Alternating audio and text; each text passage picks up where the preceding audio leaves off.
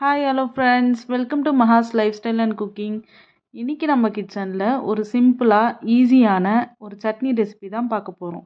நம்ம இன்றைக்கி புதினா சட்னி ரெசிபி தான் பார்க்க போகிறோம். வாங்க எப்படி செய்யலான்னு பார்க்கலாம். இப்போ இதுக்கு தேவையான பொருள் பார்க்கலாம்.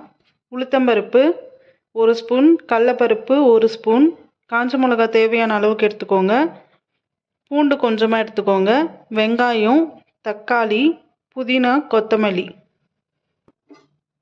கேஸ் ஆன் பண்ணிக்கலாம். இப்போ நம்ம எடுத்து வச்ச பருப்பு, காஞ்ச மிளகாலாம் போட்டு வறுத்துக்கலாம்.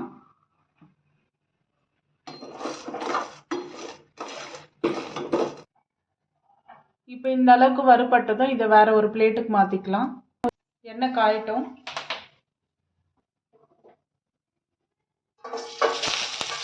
இப்போ இதில் நம்ம எடுத்து வச்ச பூண்டை சேர்த்துருக்கோம்.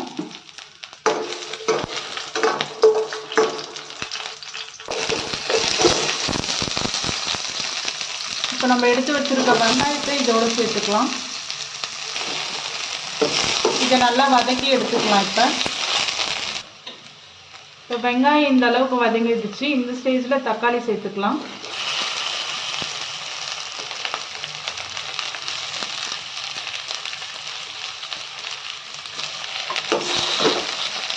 தக்காளியும் பச்சை வாசனை போகிற அளவுக்கு வதக்கி எடுத்துக்கலாம்.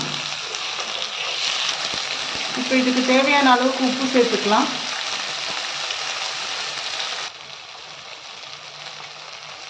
இப்போ இதில் புதினாவும் கொத்தமல்லியும் நம்ம எடுத்து வச்சுருக்கிறது சேர்த்துக்கலாம்.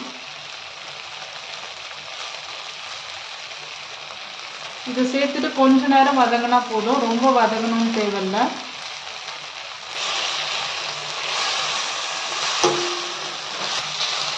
இப்போ நம்ம முதல்ல வறுத்து எடுத்ததில் மிளகாவில் இருக்கிற காம்பெல்லாம் பிச்சு எடுத்துக்கலாம். முதல்ல இதை மட்டும் மிக்சியில் போட்டு அரைச்சிக்கலாம்.